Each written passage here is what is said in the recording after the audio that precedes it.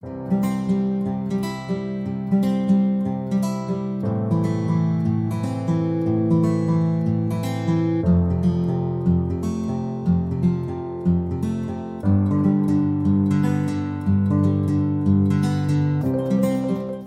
damos una cordial bienvenida a la presente entrevista realizada a Alfredo Álvarez Pérez sobre las problemáticas actuales de los jóvenes en Japón.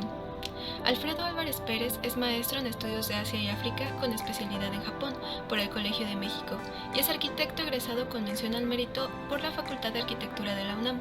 Sus intereses de investigación giran en torno a los sistemas sociotécnicos, es decir, la interacción entre tecnología y sociedad. Realizó una estancia de investigación en la Universidad de Osaka, donde profundizó en su investigación acerca de la política energética japonesa y sobre el desarrollo de la sociedad del hidrógeno.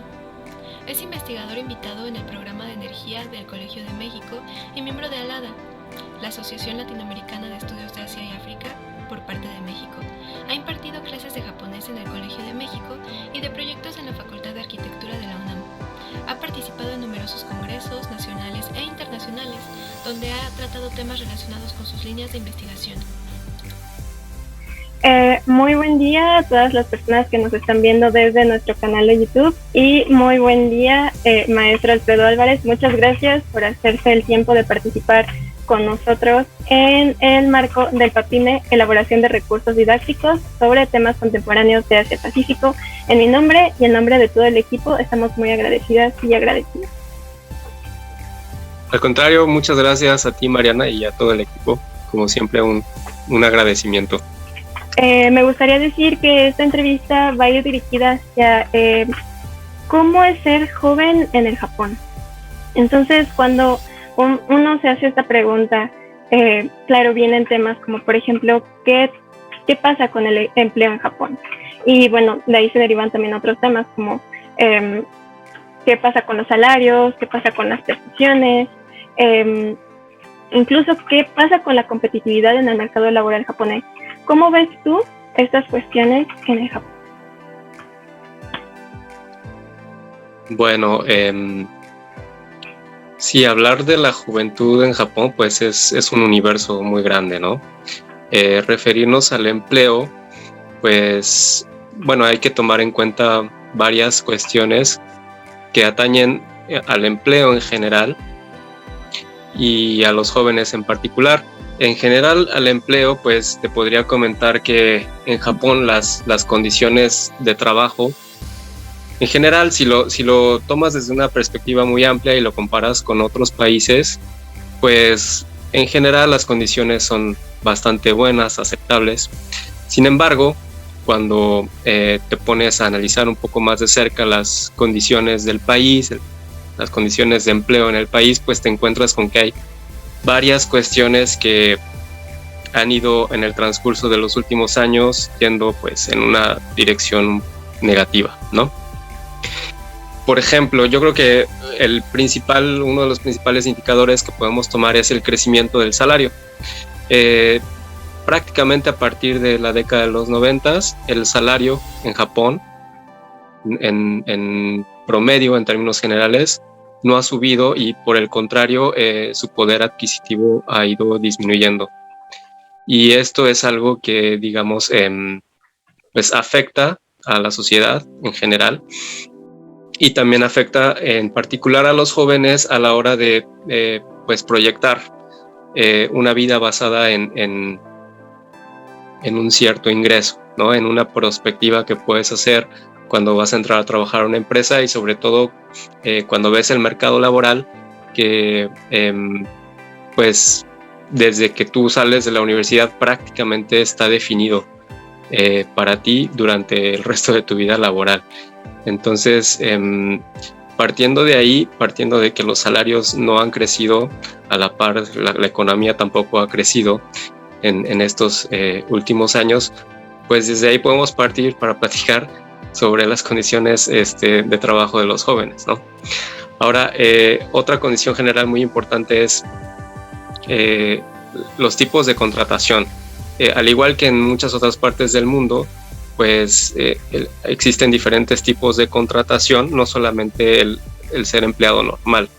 También hay tipos de contratación que le llaman, pues utilizando el lenguaje apropiado, el lenguaje neoliberal, pues es un tipo de contratación flexible, en el cual pues sí, no es necesario trabajar de manera pues las 8 horas de trabajo todos los días. Es flexible en ese sentido, pero también es flexible en cuanto a las prestaciones que tienen los trabajadores, ¿no? Entonces hay muchas cuestiones que no, sobre todo en cuanto a seguridad social, que dejan de recibir las personas que trabajan bajo estos esquemas de contratación, y eso abona en muchos casos y en muchos sentidos a una, digamos, diferencia social, una diferencia de ingreso en principio, y después se va haciendo una diferencia en cuanto a clase social a largo plazo, y pues empieza a haber bastante disparidad entre quienes tienen un empleo normal, digamos, y quienes no lo tienen. Y esto abona a otro tipo de problemas que en casos extremos llegan hasta la pobreza, ¿no? Pobreza, por lo menos en términos relativos. Entonces, bueno, como un panorama general, podríamos platicar eso. Vamos a cuestiones más específicas. Sí, bueno, en ese sentido, totalmente, ¿no? Cuando se habla sobre temas del empleo, pues tocan temas como precariedad laboral, etcétera. Entonces, de esto se desprenden dos preguntas que a mí me parecen sumamente importantes. La primera es cómo se viven estas cuestiones siendo hombre y siendo mujer. Claro, entendido, por ejemplo, de que lo que se espera de un hombre joven es que construya una familia y que la mantenga y que sea productivo, etcétera. Y esto a su vez pues genera como un quiebre en el vínculo afectivo con la familia también, ¿no? Y en el caso de ser mujer, pues se espera que logre un equilibrio entre su carrera profesional y también pues sus mandatos de género, como son pues el mantener las labores del hogar y tener hijos, etcétera. O incluso esto llega a ser tan demandante que pues tienen que elegir entre una de las dos cuestiones, ¿no? Sí, claro. Una cuestión, claro, es lo que la sociedad espera de ti, ¿no? Que la presión que ejerce tu familia, tu círculo cercano, que pues todavía es bastante fuerte en Japón. Sin embargo, muchos de los jóvenes están optando no optando porque sea una opción, sino porque muchas veces no existe la posibilidad de cumplir con ese estereotipo. Entonces, están optando como si hubiera opción, pero bueno, lo que están haciendo es tratar de buscar otro camino. Al ser hombre, pues sí, precisamente ese estereotipo de buscar hacer una familia es el más, sostener una familia, ser el proveedor de una familia, pues es el estereotipo más común todavía, pero muchas personas no lo toman en cuenta, o aunque lo quisieran, no lo podrían llevar a cabo porque muchas veces las condiciones, sobre todo del salario, cuestiones laborales, sobre todo en cuanto al ingreso familiar que pudieran llegar a tener, no les alcanza para mantener el estilo de vida que han llevado hasta ese momento, ¿no? Que sus padres le han podido dar y que podría llevar si viviera solo, ¿no? A la hora de construir una familia, pensar en tener una esposa a la cual a lo mejor pues no necesariamente tiene que mantener porque también puede trabajar, pero muchas personas piensan que tendrían que mantenerla, ¿no? O piensan que su ingreso sería mayor que el de su esposa, por lo tanto, pues su esposa pensarían gana menos, gana poquito, entonces lo pueden llegar a pensar como una carga, ¿no? Y a la hora de pensar en hijos, pues eso se multiplica. Entonces muchos hombres jóvenes optan por no seguir ese camino que les impone la sociedad, ¿no? Ese estereotipo. Las mujeres la tienen todavía más complicada porque, pues sí, toda esta parte de la maternidad además es un tabú tremendo en la sociedad japonesa, ¿no? Muchas mujeres dejan su trabajo, muchas veces porque incluso son buleadas, ¿no? O sea, no es como es casi una criminalización del embarazo, ¿no? Dentro del ambiente laboral, porque te dicen, es negligente que te hayas embarazado justo ahora que la empresa tiene tanto trabajo, ¿no? son condiciones bastante duras en muchos sitios de trabajo, aunque la ley regule otra cosa. Muchas veces lo que dicen las leyes no afecta la forma en que la sociedad o en que muchas personas se manejan, ¿no? Entonces, para una mujer es bastante complicado. Si lo ves desde el punto de vista de los salarios, también hay una diferencia muy grande. Estaba checando estadísticas para platicar de esto, y una que me parece muy importante es la disparidad salarial entre hombres y mujeres. Vi una progresión desde el 2001 hasta el 2019, y la brecha se ha ido cerrando, pero en el 2001 la diferencia entre hombres y mujeres, si el salario promedio de los hombres era 1, el de mujeres era 0.60 más o menos, ¿no? Para 2019 esa diferencia se ha cerrado, pero pues sigue siendo 0.74. Entonces sigue habiendo una disparidad muy grande, pero lo que me llamó la atención de esa estadística es que eso es en términos generales, ¿no? O sea, es una estadística, un indicador que engloba muchas cosas. Entonces, empezándolo a desmenuzar, cuando te das cuenta, cuando piensas, ¿no?, que también los salarios no han crecido, si tú ves porque viene por hombre y por mujer, si tú ves los salarios de los hombres han disminuido un poco en el tiempo, y los salarios de las mujeres pues sí han subido un poco, pero yo no lo veo como que el salario de la mujer creció. No, o sea, el salario de la mujer apenas va a nivelarse con el del hombre, mientras que el de los hombres está bajando poquito, ¿no? Entonces, si tú ves desde la década de los 2000 hasta ahorita que el salario no ha crecido, más bien se ha reducido, y la parte que ha crecido ha sido más bien el de la mujer tratándose de igualar al del hombre, ¿no? Pero en términos reales, en realidad el salario no ha crecido. La brecha de género en este sentido es muy grande. Y esto, en términos generales, es bien interesante. Si tú haces una búsqueda rápida en Google y pones salario tú eliges la profesión, ¿no? Médico, ingeniero, arquitecto. En Japón buscas salario promedio, y es muy interesante que las respuestas todas vienen divididas por género, ¿no? El salario promedio de un médico, de un ingeniero en Japón, es de X, ¿no? Y el de una mujer es de Y. Y ahí te encuentras diferencias que son mucho más grandes que las que en términos generales se dan, ¿no? Un abogado, por ejemplo, que es el que ahorita recuerdo, un salario promedio de un hombre si está en 1000 al año, el de una mujer está en 500, ¿no? La brecha es mucho mayor. Las mujeres tienen un panorama un poco más complicado, aunque en general los jóvenes ahora, pues con esta cuestión que los salarios no crecen, el costo de vida sí aumenta, algunos impuestos han aumentado recientemente, como el IVA, pues en ese sentido el panorama que los jóvenes ven hacia el futuro es poco halagüeño, también tomando en cuenta las perspectivas demográficas de Japón, bajas tasas de natalidad y muy altas de envejecimiento, y el sistema de pensiones pues tampoco ayuda, porque los jóvenes tienen que aportar al de los viejos.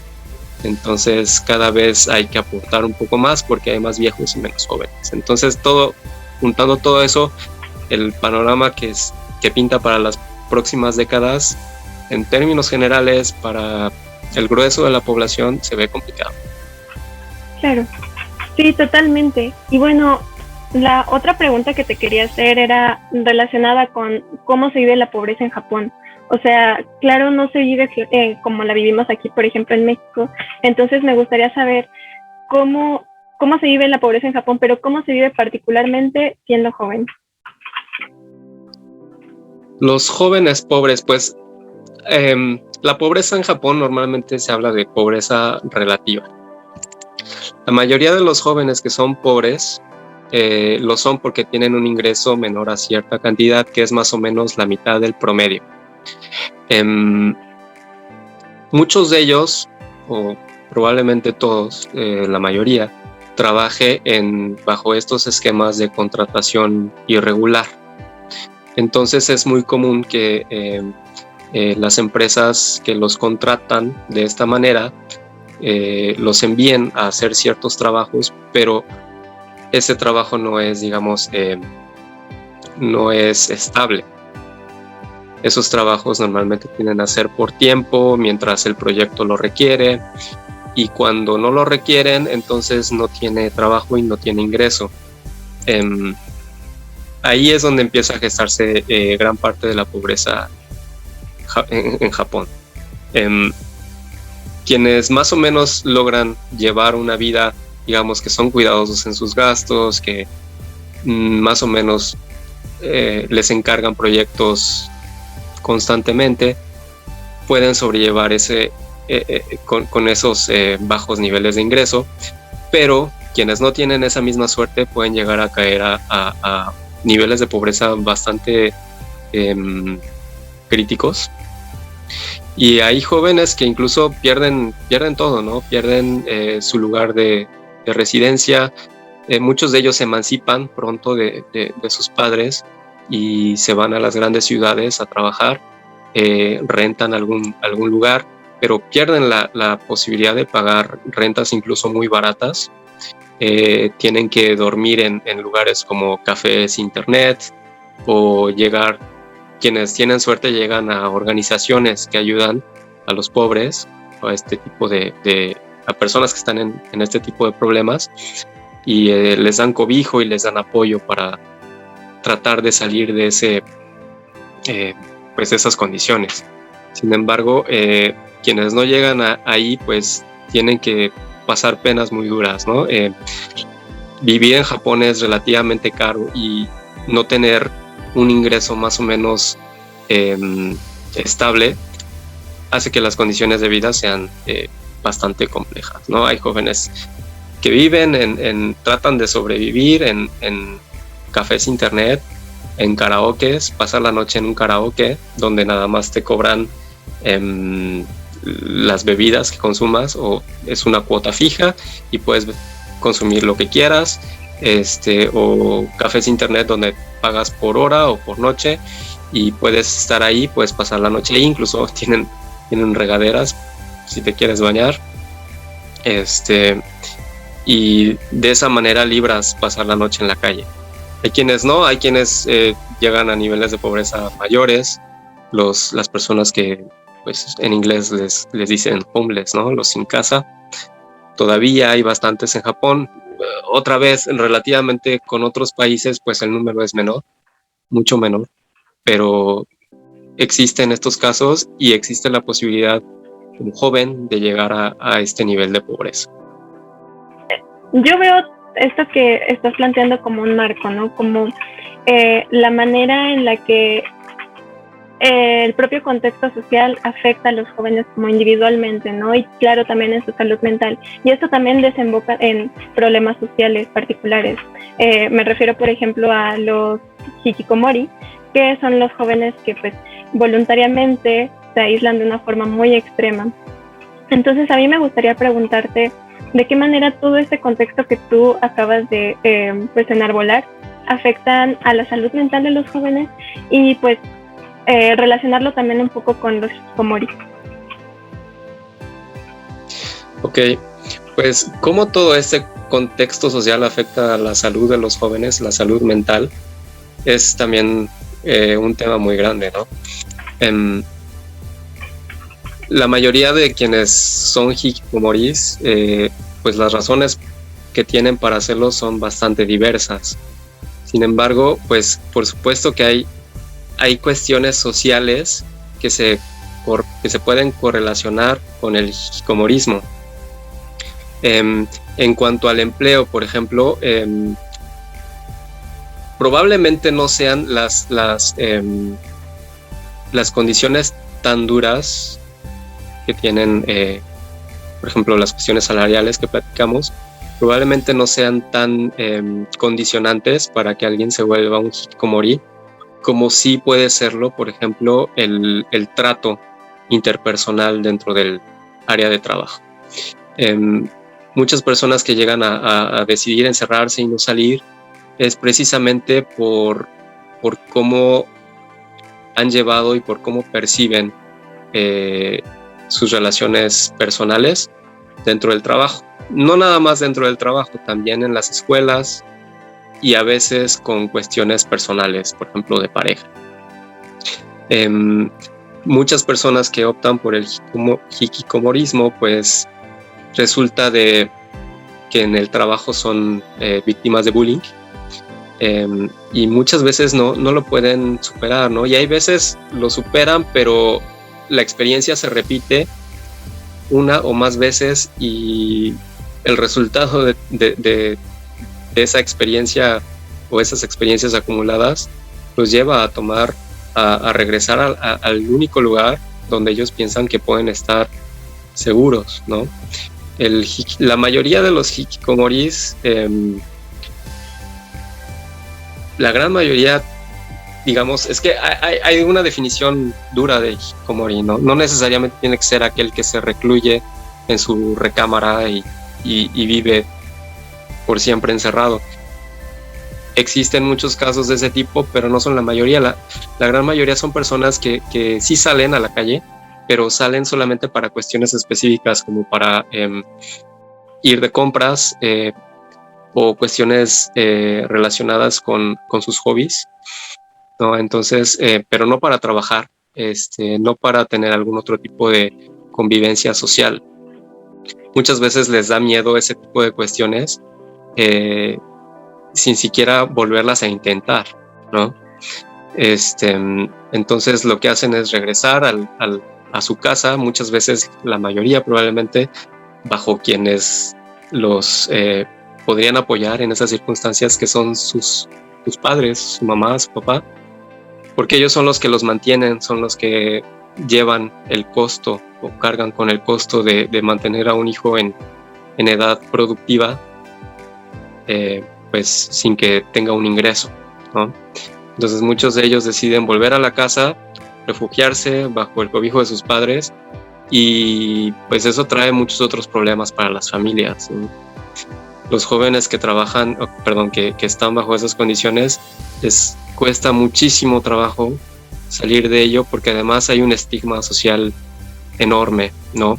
Es muy difícil que alguien hable sobre hikikomorismo en Japón, y tremendamente complicado que una familia donde hay algún integrante que padece de esta condición lo hable.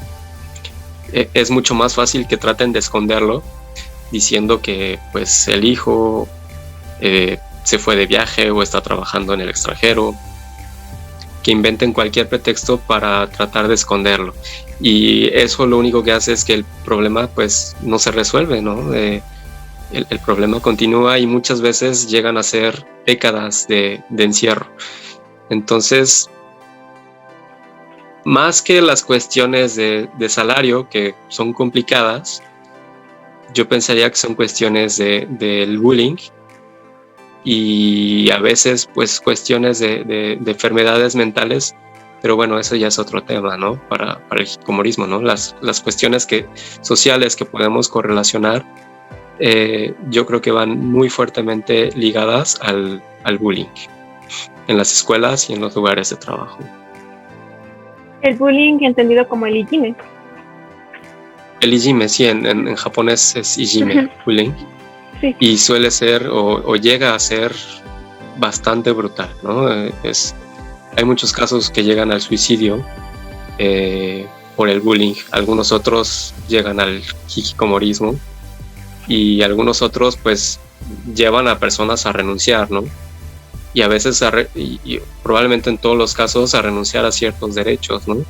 Lo que platicábamos de las madres o de las mujeres que se convierten en madres, pasan por ese proceso mientras son trabajadoras en alguna empresa, en algún sitio de trabajo, pasan por ese proceso de perder sus derechos, ¿no? Porque la ley las protege de cierta manera, castigando y prohibiendo ese tipo de conductas. Sin embargo, a la hora de que ellas son víctimas y no tienen, pues, no tienen no digo la capacidad sí la tienen, pero no tienen, digamos que las ganas o el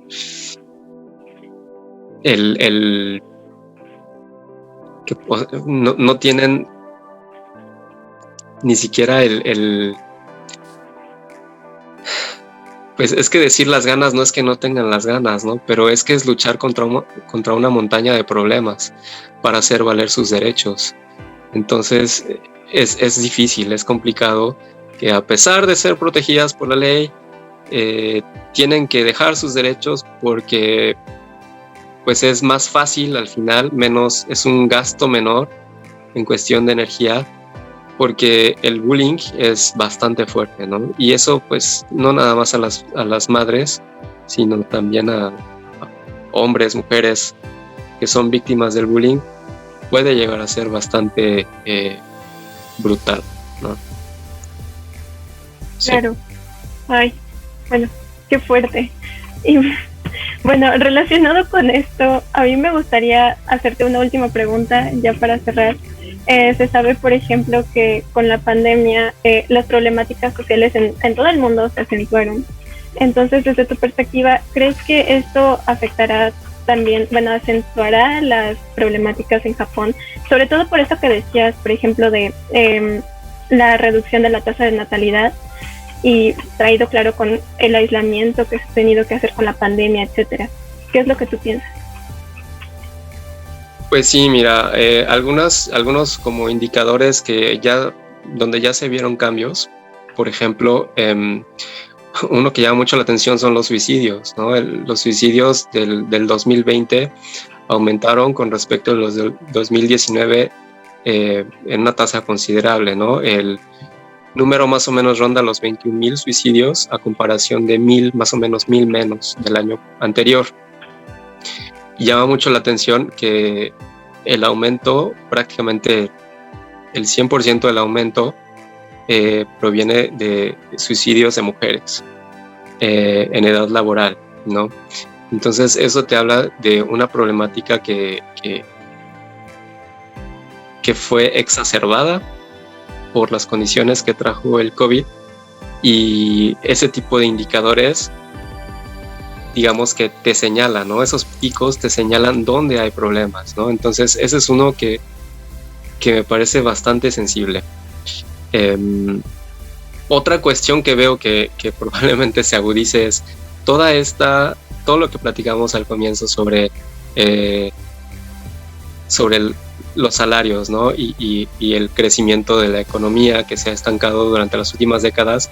Bueno, pues muchas de las políticas que han contribuido a que la economía siga por ese camino, muchas de esas políticas se están acentuando.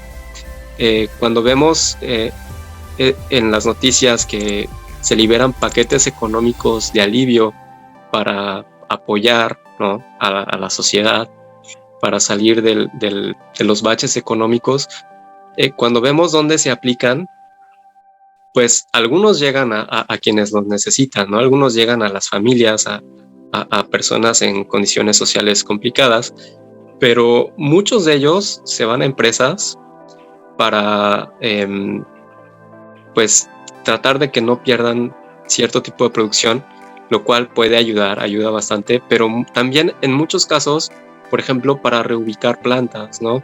Entonces estamos ante una política que, si bien puede llegar a permear, lo que permea a los estratos donde se necesita la ayuda es poco. Mucho se queda en lo que las empresas, las grandes empresas pueden llegar a obtener de esos subsidios. Y algo que es crítico es que, a final de cuentas, como es dinero público, quien va a terminar pagando toda esa deuda, porque pues todo eso se convierte en deuda, pues son todas las personas que pagan impuestos, ¿no? Digamos que esa deuda se va a diluir de alguna manera bastante igualitaria entre quienes pagan impuestos en Japón, y pues eso va a terminar haciendo que quienes pagan más son los más afectados o los más pobres, ¿no? Entonces, toda esta política o estas políticas comenzaron tal vez en la segunda mitad de los años 80, que han traído pues varios problemas, ¿no? No nada más en cuanto al empleo, también la disminución de la tasa de natalidad, el rápido envejecimiento, por lo menos que los han acentuado. Todas esas políticas ahorita con el COVID, pues lo que han hecho es, digamos, apretar aún más el ritmo de implementación de este tipo de políticas que de alguna manera salvan cara, porque el crecimiento de la economía se recupera, pero pues los salarios no crecen, el porcentaje de gente que trabaja en condiciones irregulares aumenta. Entonces, cuando ves el futuro, ¿no? En términos económicos globales de Japón, ves dos Japones, ¿no? Ves el Japón que, pues, de los trabajadores y de los trabajadores irregulares, que sus condiciones de vida son cada vez más complicadas, ¿no? Entonces, lo que vemos es más o menos ese camino, ¿no? La precarización va a continuar, por lo menos mientras no cambien las políticas, y a quienes les vaya muy bien, pues también va a continuar esa inercia, ¿no? Bueno, muchas gracias por tu colaboración, Alfredo. En verdad fue una charla muy interesante. Ojalá tengamos un espacio para volver a tomar estas temáticas o las que sean. Y reitero el agradecimiento por parte del equipo del Papime. Muchas gracias por sacarte el tiempo para pues esta dinámica. No, al contrario, gracias a ustedes. Espero que haya sido más o menos claro. De todos modos, vamos a trabajar nosotros también, ¿no? En un documento donde esperemos aterrizar todas las ideas que queden bastante concisas, para que quien tenga interés pues pueda leerlo, y en todo caso volver a abrir el espacio para platicar y debatir sobre estas cuestiones, ¿no? Que afectan a Japón, también a otros países del este de Asia y en general al mundo, ¿no? Contrastarlo con México, con lo que pasa en México, también sería algo muy interesante.